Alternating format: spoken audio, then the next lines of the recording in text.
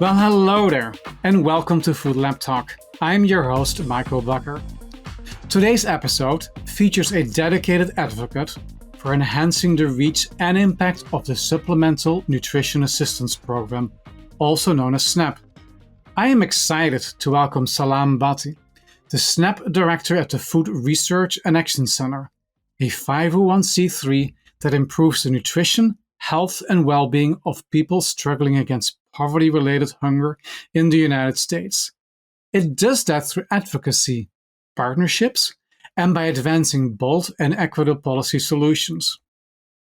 Salaam has an impressive advocacy track record, securing unprecedented increases in cash benefits, ensuring subsidized reduced-price school meals, abolishing the family cap, and winning a unanimous legislative vote in the state of Virginia to extend SNAP benefits to over 20,000 additional families. I am sure those legislative victories required quite a bit of collaboration, and I'm interested to learn more about your change-making experience, Salaam. It's truly an honor to have you with us today, and welcome to the show. Thank you so much, Michael. You're saying all that. I feel like you're talking about somebody completely different. Well, it's all about you today. And I use a variety of terms and programs that maybe not all members of the audience are aware of. So I'm sure we're going to dig into some of those today as well. But let's get started with you. So, as I understand it correctly, you're an attorney by trade. So can you share a little bit with me about your journey and what led you as an attorney to become an advocate for public benefits? Growing up, my mom was an avid watcher of Law and Order. And this was in the days of Benjamin Bratt. So I saw that she would watch this show every single day without fail. And I thought, oh, I want to do that. Like, I want to be a lawyer. And my grandmother was pushing me to become a scientist. And I thought, no, I'm going to be a lawyer. And then, I went through the whole rigors of undergrad and law school. And when I graduated law school, I realized, I didn't want to be a lawyer. I wanted to be an actor. But, I had a degree in hand, and I knew that I wanted to help people out. So we marched forward in being able to do what we could. So I hung up my own shingle in Long Island and Queens. And very quickly, I realized I didn't really like the administrative procedure of running a law firm. I just wanted to actually do the work and help people out. And then the opportunity came to apply at the Virginia Poverty Law Center and work within the space of SNAP, or the Supplemental Nutrition Assistance Program, formerly known as food stamps, TANF, which is the temporary assistance for needy families, and school meals. And I thought, hey, why not? Let's give it a shot. It involved lobbying, involved helping legal aid out. So let's do it. And somehow I got the job, and I was able to put in just as much time as I would for each policy that I would for a client. And I was able to help a lot more people out with the same amount of time. And that was a lot more fun and a lot more, made me feel a lot better too. Yeah. So I was peeking at your resume over the weekend, and I saw that you did stand-up comedy training as well. So that's probably part of your third aspiration to become an actor? That was, yeah. After law school. So when I was in law school and for some years after, ironically, until I got hired at Virginia Poverty Law Center, I was living in poverty. I was a starving artist. Through law school, I did stand-up. That was my zero brain energy for law, like relief type thing that I would partake in. I did that. I did improv, and I really was trying to get on track to go to Second City in Chicago and then go to SNL ultimately. But I couldn't get a job in Chicago, so I never moved there to pursue that. So I just, stuck to Queens, did some stand-up and focused on the law, and tried to just really bring in that comedy or that sense of humor into the work that we do within the poverty space, because it is, having gone through it, it's a very traumatic thing. And what we have learned is that other people who are going through poverty aren't just always, depressed or morose. We have to look at the brighter things in life. Where's the silver linings? And just have a laugh along the way. Yeah.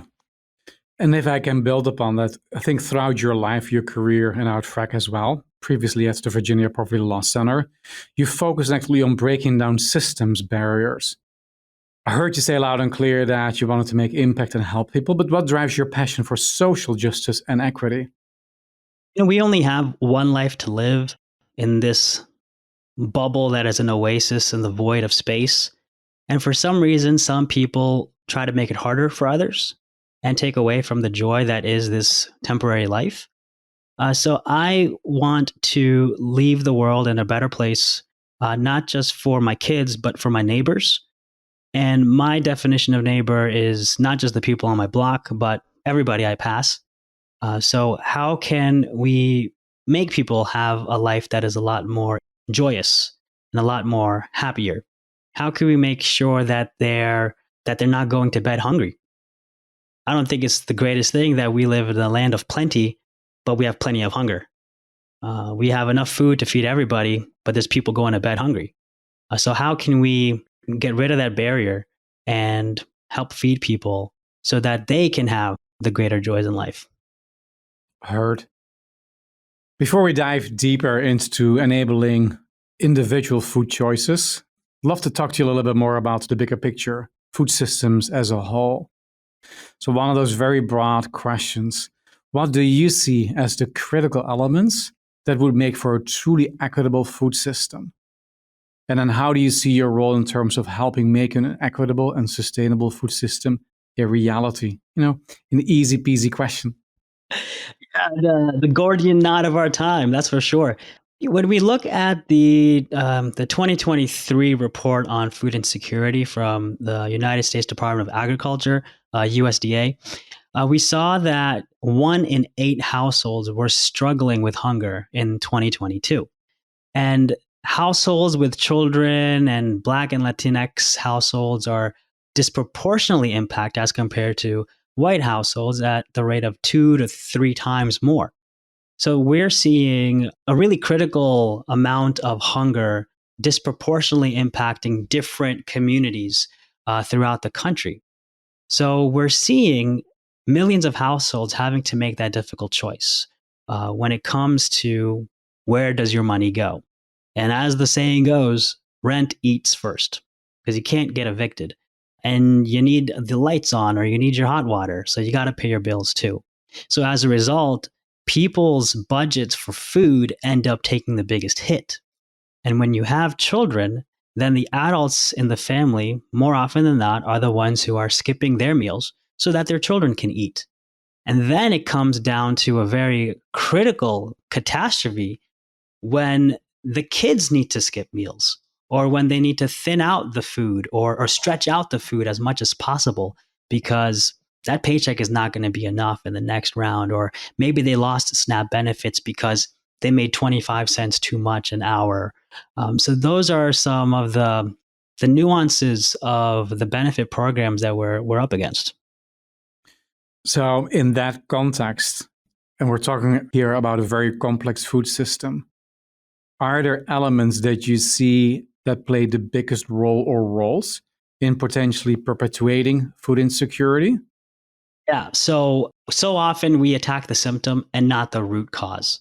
And the root causes when it comes to hunger and really anything related to poverty are the lack of affordable housing and healthcare, the lack of living wages and good jobs, and the inequality of educational opportunities.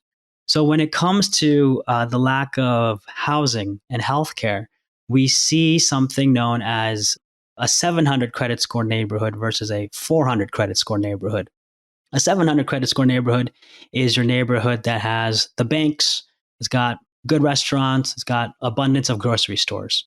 Versus the 400 credit score neighborhood that instead of banks has the payday lenders. Instead of the good restaurants, it's got your fast food places. Instead of grocery stores, there's maybe a convenience store or maybe a bodega or corner store. So you can see that these two different paths are giving us a tale of two cities right here in America. For one community, it's the best of times. For the other, it's the worst of times. So depending on which community you live in, it's pretty much dictating what your health outcomes will be. And that's not the fault of SNAP or any other government programs. That's the way the zoning has pretty much put you into a box. And this is going to be your future. With the lack of adequate jobs, with the lack of adequate wages, we're seeing that people are forced to take low paying jobs just to be able to continue to be eligible for programs like SNAP, because there's that 3 month time limit for those who are able bodied adults without any dependents. Now, studies show that if you gave people a little extra time to find a better paying job, they will find that better paying job. And then they won't need as many SNAP benefits if they'll need SNAP at all. So, SNAP is a great program that is helping put food on the table for many households across the country. But those are some of the systemic roots that need to be addressed to really help hunger out. Thank you for sharing all of those insights.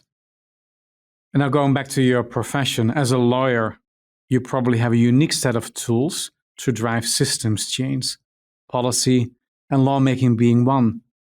But as you probably know better than anybody else, policy change requires compromise, collaboration, and a willingness to reach across the aisle.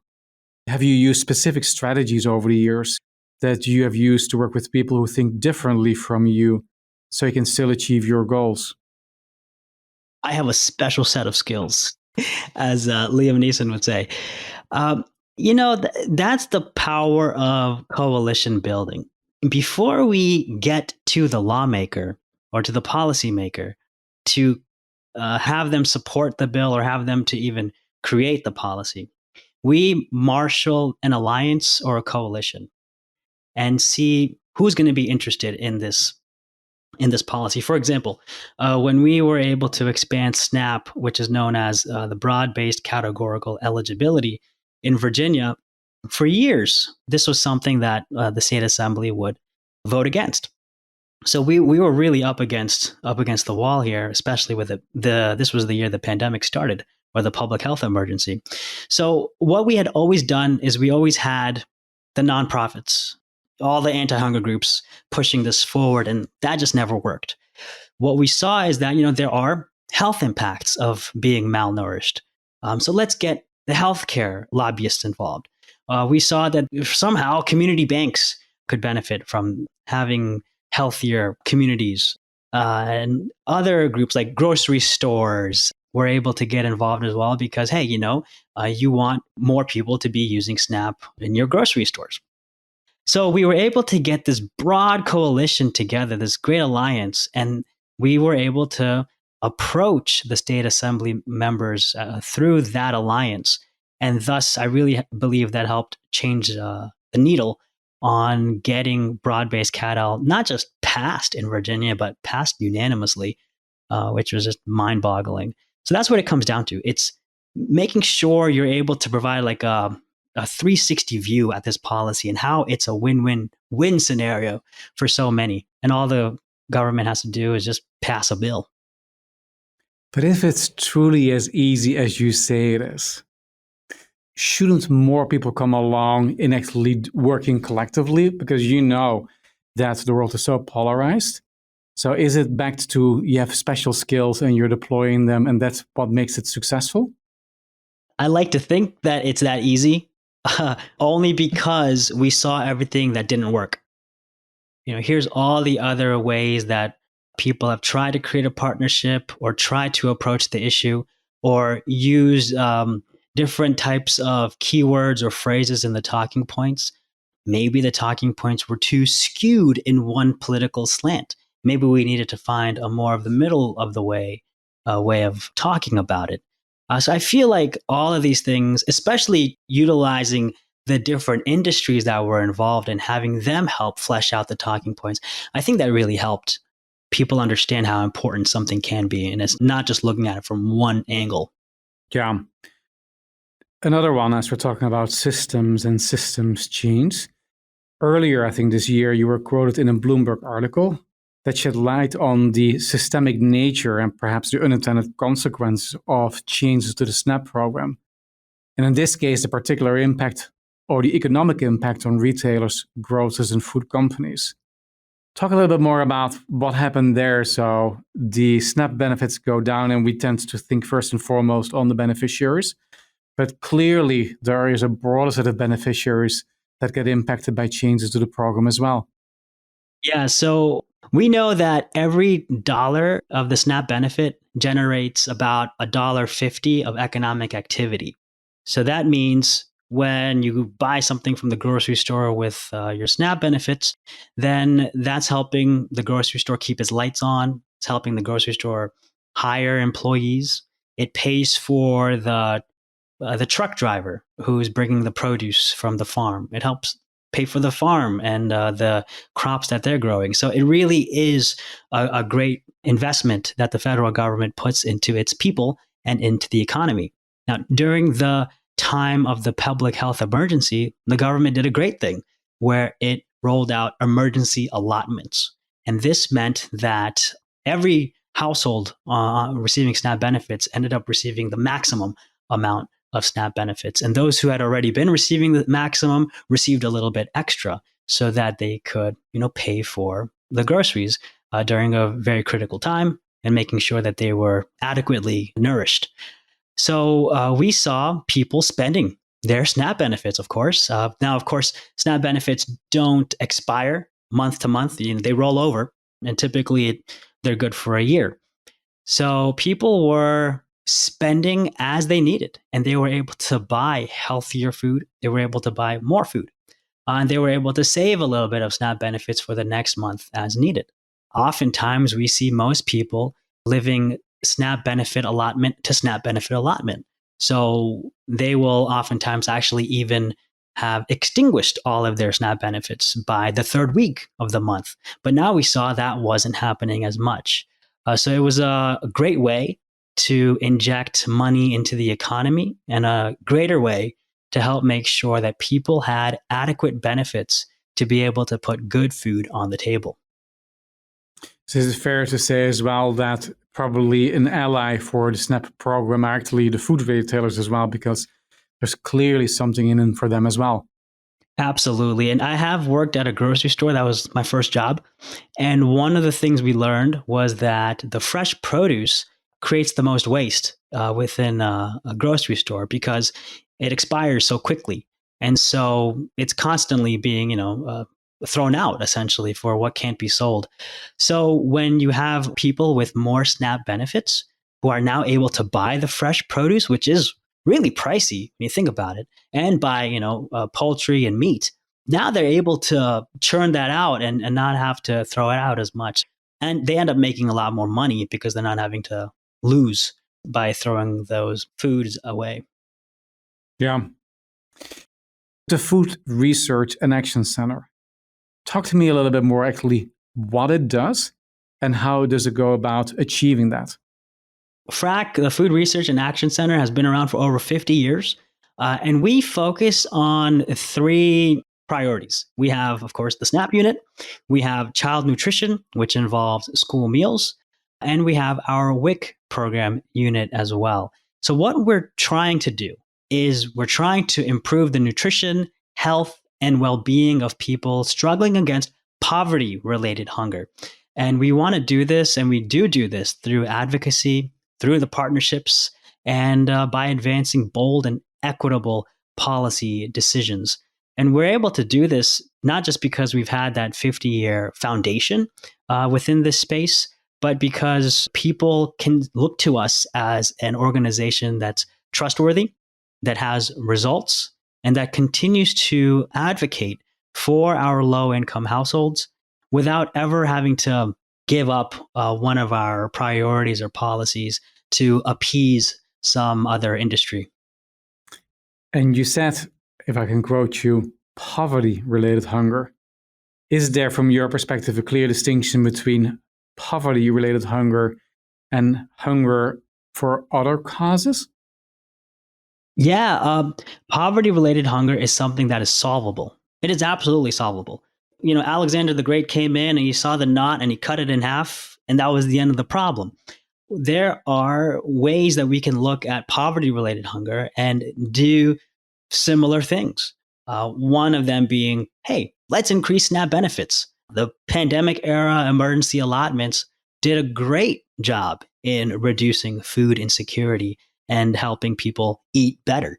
So let's just give more benefits. Or let's look into this is now unrelated to the topic today, but let's look at UBI or universal basic income or guaranteed income and just have that be the end all be all of not just poverty related hunger, but poverty entirely. So we've seen great things like the child tax credit during the public health emergency that helped cut child poverty in half. So what we see continuously is that when we put money in the hands of our low income households, they spend it wisely. They spend it on bills, they spend it on food, they spend it on rent, and it puts that money right back into the system. But what we see is that this is reducing poverty. And for many families, it also ends poverty. But then what we see, on the other hand, is the pulling of the plug on these programs that have really ended poverty or gotten really close to it. So this back and forth, this yo-yo diet of a method that we have in attacking poverty is dangerous because it is getting people acclimated to one way and then pulling the rug out from under their feet. So we just need to be consistent with these methods, and then we'll see a better tomorrow. Yep. So Salaam, the theme of this podcast series is to help individuals to make informed, personally relevant food choices for sustainable lifestyles. And clearly my bias has always been, it is first and foremost an information or an education challenge for how do you help people to determine what is good for them, and then how do you make the choice out of the various options you might have available. But what is so clear about the conversation today is that there is one step prior, which is you need to have the means to make a choice or to make a purchase. And that therefore, that is a much broader enabler of helping people to make informed choices. And I think in what you have shared publicly before, beneficiaries of the SNAP program or other programs face criticism or judgment or scrutiny for the food they buy their choices. Because, if you get benefit from society apparently claims that they can have a say in what you get to eat. So can you talk us through some of the factors that might influence someone's choice and why you believe it's so important to provide choice in a program like SNAP? People hear this idea that we need to restrict SNAP benefits to help low-income families have better health or to improve their health outcomes. And just looking at that high-level talking point, anybody could say, oh yeah, absolutely, we should make that happen. But then when you dive deeper into the context of it all, and then you look at the 400 credit score neighborhoods versus the 700 credit score neighborhoods, and you realize, oh, there's a lot more to this than 20% of your food budget going to quote unquote junk food. So that's something that we've seen, that the purchasing patterns of SNAP participants are very similar, if not the same, to those who do not utilize SNAP benefits, because spoiler alert, people who use SNAP are also people, and they have the same, desires and needs as anybody else. So for us to look down on SNAP participants and try to dictate what they can and cannot buy with SNAP benefits is needlessly policing them. It's also putting money into a policy to hold people back, when we could instead put money into the policy that can bring them forward. And that means we can increase the benefit amount. Let's make the benefit amount more adequate. And as we've seen in times past when the SNAP benefit has increased during the Great Recession, during the pandemic, we've seen people buy better food. So if you really want low-income families to have better health outcomes, it's not about restricting what they can buy, but it's about giving them more SNAP benefits so that they can buy the food that we all should be buying. We should be buying the fresh produce and the meats, but they are typically priced out. That's one side of the equation. The other side of the equation is food access, like the physical, geographical access. A lot of times, SNAP participants may be living in an area where they just cannot access that food. So restricting their SNAP benefits is not going to magically allow them to access lettuce and meat. You actually have to bring that in an area that is either something they can travel to. And remember, they may have limited travel means. Maybe they have to travel by bus. Maybe they have to travel by bus with children. And it's very hard to grocery shop with children with a car. So it's even harder to use public transport to buy a week's worth of groceries when you have your children with you. So these things that we need to keep in mind when we're looking at what our low income families are going through. Is there a grocery store even within 3 miles of them, 1 mile of them, so that they can get the produce? Is there a delivery service from the closest grocery store that can get them the food? Is it priced out of their budget? So a lot of these different factors go into whether or not our low income families can buy the food that they need. What I love and how what you're articulating is that in order to enable individuals to make personally relevant, informed food choices, there are so many more factors that need to be in place as well. So the biggest audience for the show, Salaam, are probably changemakers working on all kinds of aspects of food systems. And in preparation for today's interview with you, I came across a post where you said, just because a law or policy or agency exists doesn't mean it must remain forever. We need to stop thinking about these things as permanent. Otherwise, we will continue to try solving problems using the wrong tools just because it's what we have, not what we could have. It's such a beautiful way to think about food systems change. So, might you have more of those sayings and amazing insights that you are able to share? Again, it sounds like somebody else wrote that. I was like, whoa, that's deep. That was probably a midnight tweet or something from me. But yeah, we don't have to restrain ourselves with the way something has been created or with something that we've known our entire lives. The beautiful thing about policy is that it can be changed. None of this is written in stone.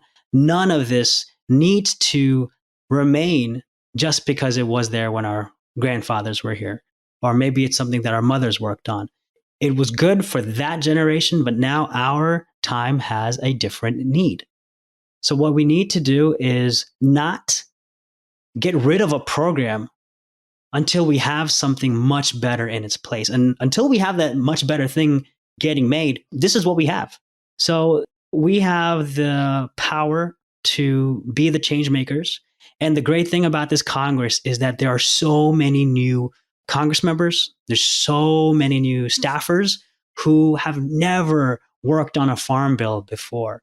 So before they get cemented into the ways of old, this is the opportunity. This is the chance to experiment, to do great things. One more question, Salaam.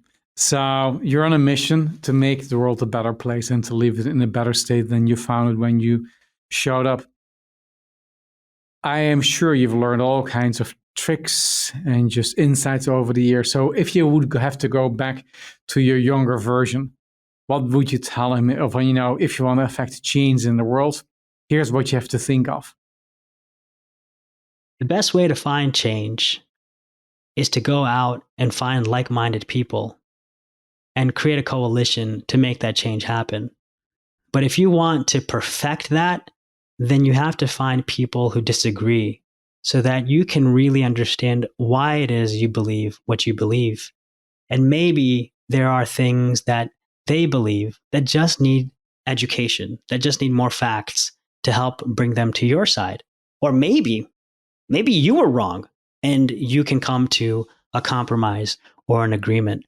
But until you go out and get out of your comfort zone, then the change you will try to make will only be fleeting and never change that will be systemic and help people for a much longer time. So when it comes to Congress, hey, younger Salaam, you're going to be working with people who have a lot of different perspectives. They're coming from a lot of different localities. So how can you help them come to an understanding of what their district needs.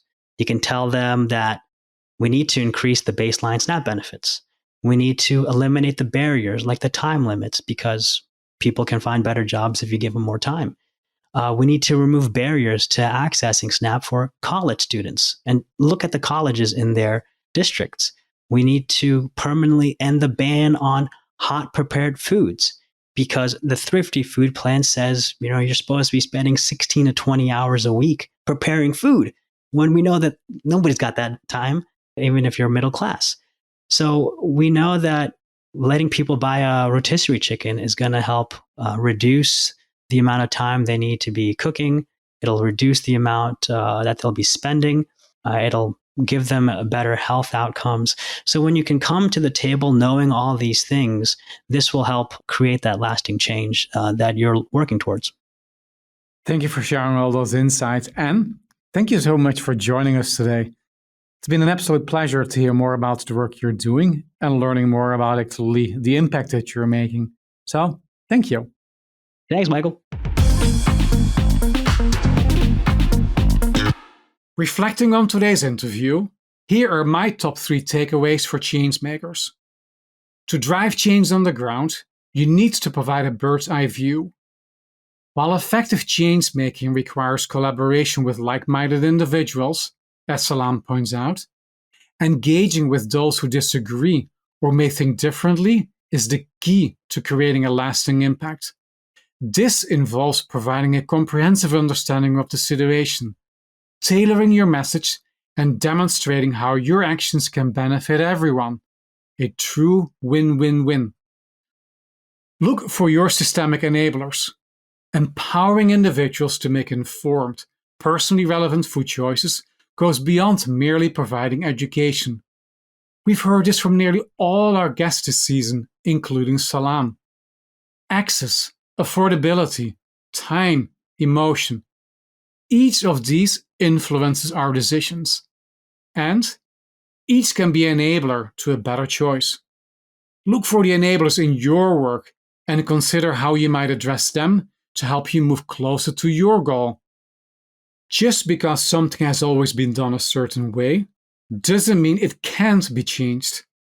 Salaam reminds us to challenge established norms rather than sticking to the status quo. Dream big, experiment, unleash your creativity. As change makers, we must seek new tools to confront the unique challenges we're faced with today. For more information about the Food Research and Action Center and the initiatives discussed in today's show, be sure to check out the show notes. Thank you for joining us for this episode.